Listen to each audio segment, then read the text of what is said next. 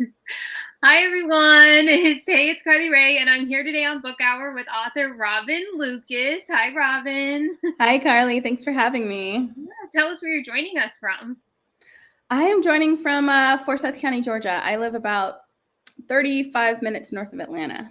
Okay, and are you sitting in your area where you write? I see all your books behind you. I wish. No, this is actually part of like my kitchen eating area type thing. It's the one really great bookshelf that we have. So it's like right off the house, like right in the middle of everything. So yeah, unfortunately, I wish it was where I write, but no. Now, for those of you that don't know, Robyn Lucas is the author of Doll Lina, which is behind me and behind Robyn. Now, if you guys haven't heard of this book, Robyn, tell us more about it. Sure. Doll Lina is ultimately a story of hope. It's about a woman who is an Atlanta housewife who seemingly has a perfect life. You know, she has a Pinterest perfect, Facebook perfect life, hashtag family goals. And on the outside, it looks great. On the inside, however, she is dealing with domestic violence. And it's not the kind of domestic violence that we typically see in media, you know, the broken bones and the black eyes and the bruises. It's verbal abuse, it's emotional abuse, it is the gaslighting and the coercive control. And she's slowly, you know, she doubts herself a lot. You know, she guesses her reality because when you've been gaslit so long, your reality really doesn't exist to you anymore, which is rather unfortunate. But, you know, slowly she starts reconnecting with her friends, you know, an old friend of hers, and she makes a new friend and possibly new romance. So it's a really great story about hope. Now, on your website, you quote and say all stories have a beginning. So, where did the Yes. story of Doll Lina begin? Oh boy. This is gonna sound so cliche. I had a dream. I did. I had a dream. It was a cool dream, you know, and then Charlottesville happened kind of immediately. You know, the whole thing in Virginia that happened in 2017. And I needed a retreat. So I kind of turned inwardly and turned off all my social media, stopped watching the news for a little while, and I just wrote. I just purged the book. It took me about 9 weeks to completely write it out. And and I didn't realize what the story was about until I was in revisions. And then I started looking into my revisions, and slowly I started seeing some parallels from what Lena was going through to my own life. And I was like, oh, well, this isn't normal.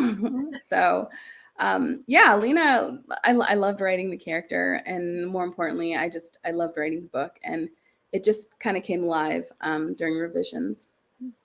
Now, Lena is a very powerful protagonist. So, what inspired you? Did you have like inspiration behind creating her, or was she part of your dream and you're like, I know her story? Honestly, so aside, my teenagers, they actually created an app. And during the time that I had the dream, or like right before I had the dream, they actually started creating their app and they were planning on going live. And it was just one of those things. And they had an interview, and I actually was with them when we had to go to the studio. And I was sitting in the studio, and I was like, this is kind of cool, but like, what happens if a celebrity comes in here? Like, how am I gonna act? This is kind of neat. And that night, I had just the weirdest dream about this character, and then immediately Charlottesville happened. So it kind of happened organically, and I really hate it when authors say that because it makes it sound like writing is kind of magical, and it's just like, oh, it just happened. You know, no, I was not sitting somewhere off wearing a turban with a typewriter. You know, I really had to bang out this character. But, you know, honestly, I just feel like Lena was kind of already there. You know, she was telling me her story. And Yeah. I hate it when authors say that, but I totally get it now, you know? Yeah. I can relate to that. Like, I'm writing like my first book that I'm getting ready to Corey, and it was kind of Ah, like that. yay! So Yeah. exciting. Yeah. So I'm like doing like the final revisions on it. But I feel like too, like sometimes it kind of does just happen when you come up with like a story. So yeah, I can relate to that. Yeah. I mean, I feel like as a creative person, I've always been a creative person. there's this realm that you sort of tap into. And Shonda Rhimes actually had a really good thing that she says. She says that you're kind of in the zone, like when you hit that creative thing, you hear a hum, and she calls it the hum. And I hear the hum, and I know I'm not crazy, but there's this hum that you get, and it's like a satisfying kind of thing that you're feeding. You're feeding that need to be creative, and when you go in that realm, it just blossoms. Things the ideas come to you, and it's a great feeling. Yeah. Now in Paper Doll Lina, did you have a favorite character? Is it Lena? I love Lena, but I adore Nancy. I think she's one of my favorite characters. And I am actually writing her story now for book 2. And she is a hot mess. And I am so enjoying writing about Nancy right now. Now, this is your debut novel. So Yes. Did you always want to be a writer? I have. And that sounds cliche as well. I'm just a walking cliche today. I have always wanted to be a writer. I've always loved writing. Never really imagined being like an author for published author when I was younger, because it just seemed so unattainable. Yeah. We always think of, you have to write like Chaucer, and you have to write like, Jane Eyre, or Jane Austen, and you have to write, not Jane Eyre, Jane Austen. Like, you have to be this big literary genius in order to be an author. And unfortunately, when you're younger and when you're in high school, it makes the actual profession of an author completely unattainable. It's not real. It's for someone else. I mean, especially, as a person of color, there's Octavia Butler, but she didn't even win any awards until years after she passed, So yeah, I mean, I did not realize that I could actually do this as a job until the big YA upheaval in the early 2000s, 2010, 2011. And I got with a really great group of friends, and a lot of them got published, and a lot of them got really great deals. And I saw that it could be done. Finally, it was like, oh, we had an idea, and she started writing, and I started writing, and she got an agent, and it made it tangible finally. Yeah. So yeah, I just started pursuing it. Yeah. Now, were you always writing in this genre, or did you want to write like fantasy? No, I've always, I actually was previously agented for YA. Okay. And I went to sub for YA, and we had we went all the way to acquisitions with a pretty large publishing house. But it was right when YA turned. I was doing like light, fun spy novels, and the acquisitions department kind of was like, I don't think this is going to do well in the market. So that really just crushed me, but it is what it is. And, I love writing women's fiction. I love writing contemporary novels. I don't think that I have the chops to write fantasy, but I didn't really think I had the chops to be a published author either. So we'll see what happens the next 10, 15 years. Yeah, you never know. Yeah. Now, what was the publishing process like for Paper Doll Lina? Like, were you involved with like the cover? Like, how was it being like the first, publishing your first book? Wow, it was. So I ended up going to auction with a few houses, and ultimately chose Lake Union, which is an Amazon publishing house. I didn't even know Amazon had a publishing house until my agent was like, hey, the editor wants to meet with you. And I'm like, Amazon? Like, that's legit. But in all honesty, it has been such a dream come true. It has been such an easy process. They've streamlined everything. Their technology is absolutely incredible. Their transparency, which is something that was major for me, because, you hear all the nightmares of other publishing houses. I have some friends who have never seen their book scan numbers, and I'm like, oh, I don't ever want to do that. But yeah, their transparency, their whole back end system has been so amazing. It's so robust with tons of data, because that's ultimately what you're getting into. You're getting into the data of the publishing industry with Amazon, and that's fabulous. But as far as doing the book cover and everything, it started out a lot differently from what it was. Yeah. And I had a lot of feedback. I gave a lot of feedback, and we went back and forth, because ultimately they want you to be happy with the book cover. Yeah. They want the author to really buy into it. And it took maybe 4 or 5 times that we went through it until it was, what everyone agreed on. Yeah. And it was a great process, launching the book, doing the book cover reveal, just doing everything. They've been backing me up, supporting me fully. So it feels great. I have to turn in book 2 now and redo that whole process. Now, was it always called Paper Doll Lina, or did that stay the same in publishing? Did you change it? It did. It stayed the same. Okay. Yeah. It stayed the same. It came to me. It was actually going to be entitled something else. But it came to me and I was like, that's it. It was going to be A Death by 1,000 Cuts or something like that. And I was like, that never really stuck fully. Yeah. So when Paper Doll Lina came, it hit. And I was like, that's what we're going to go with. Yeah. Now for book 2, are we going to see any of the other characters in the book? Yeah. Can you reveal that? Yeah. Well, let's face it. Lena and Nancy are the best of friends. Yeah. So naturally we'll see Lena and kind of see where her life is now. Yeah. And Nancy's book picks up about a little under 2 years after Paper Doll Lina ends. Okay. Now, did you find the process harder writing book 2, or did it come that? Did you write it in 9 weeks, or? I am still writing book 2, and it is due on the 20th. I am kidding you not. Legit, do you see the bags under my eyes? I'm getting off this call. I'm putting back on my sweats, and I'm going to be in my room writing for the rest of the day and night. Honestly, I lost my sister. I lost one of my sisters. She was one of my younger sisters in April. And that was really, really difficult for me because I gleaned pieces of her character for Nancy, Yeah. It was completely unexpected. She was found and, it crushed me. She was my younger sister. So, and it just kind of coincided with April on my calendar because I had a whole year up planned out. Was when I was going to start writing Nancy's story, Porcelain Doll Nancy.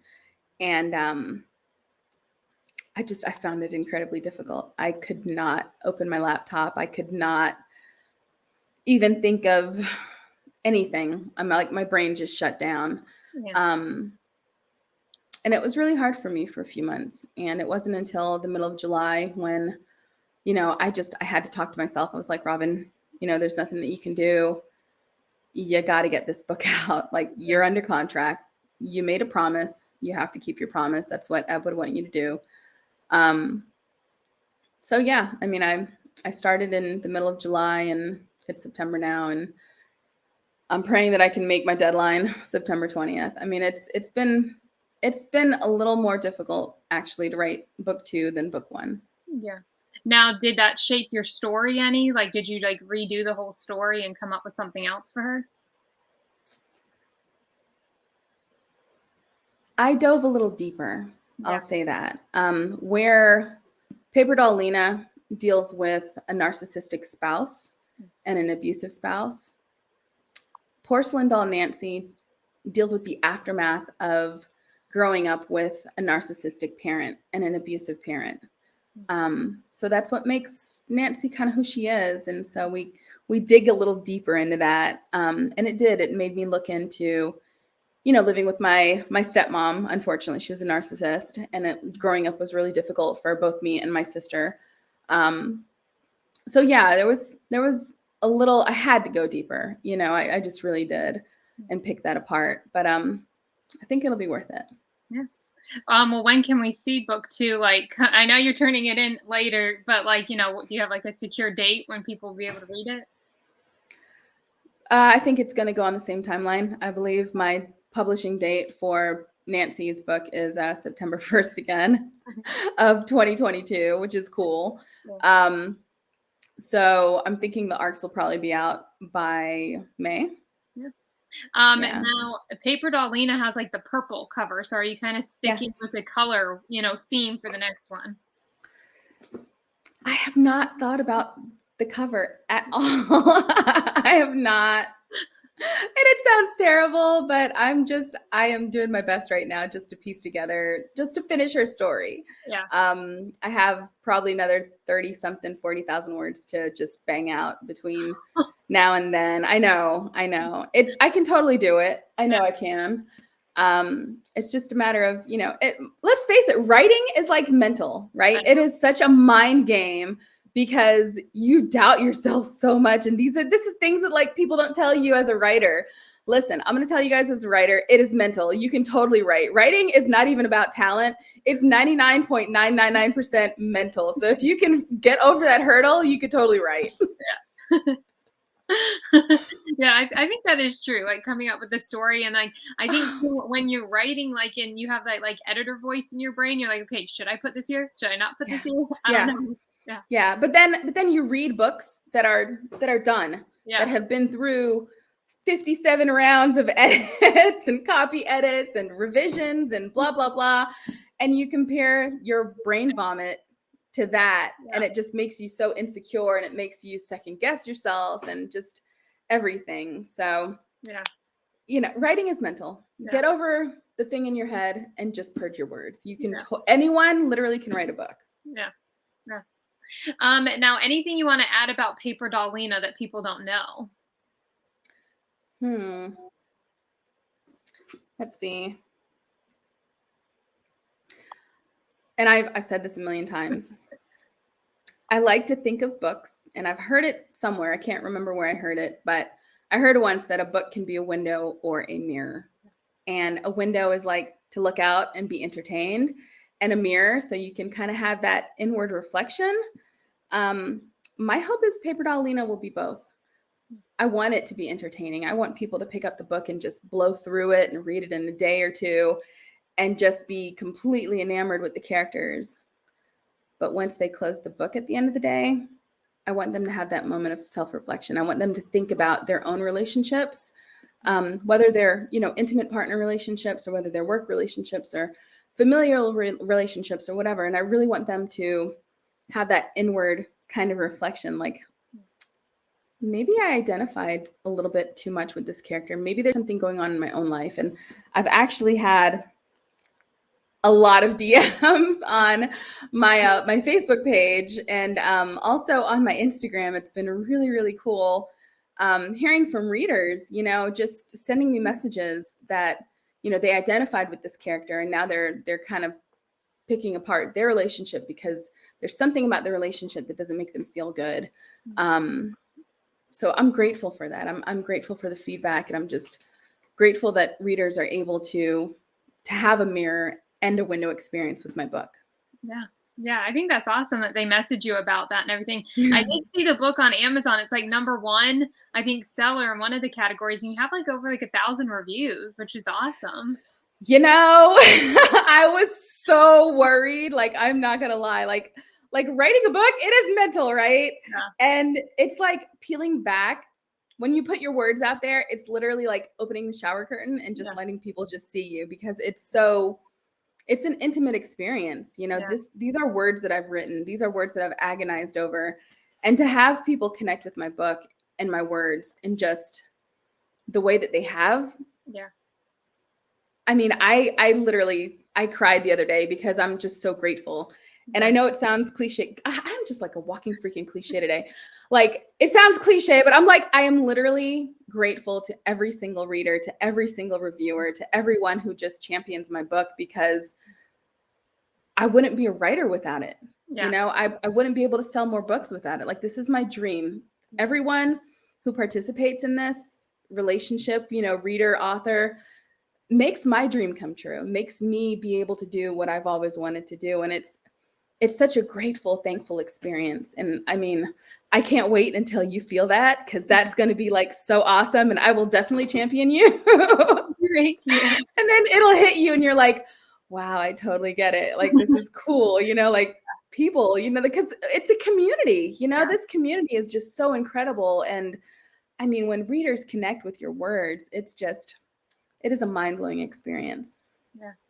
And now social media it is important. So for viewers watching, where can they find you on social media? Are you active like on one platform over the other? My kids got me on TikTok. Okay. I am a hot mess on TikTok. I will say that. I swear I almost broke my leg the other day trying to learn a TikTok dance. I'm going to be one of those people that like end up in the ER because like they misplaced their hip or something, throwing it out. Oh God. No, but I'm on Instagram, Twitter, Facebook, the usual. But yeah, TikTok is like the wild, wild west right now for me. So we'll see. Okay, well, I'll have to go on there and check you out. I didn't know you had a TikTok, so I'll have to go look. Just don't judge me, okay? Like non-judgment here. Now, before we let you go, is there anything else you want to add about Paper Doll Lina, your writing process, or anything like that?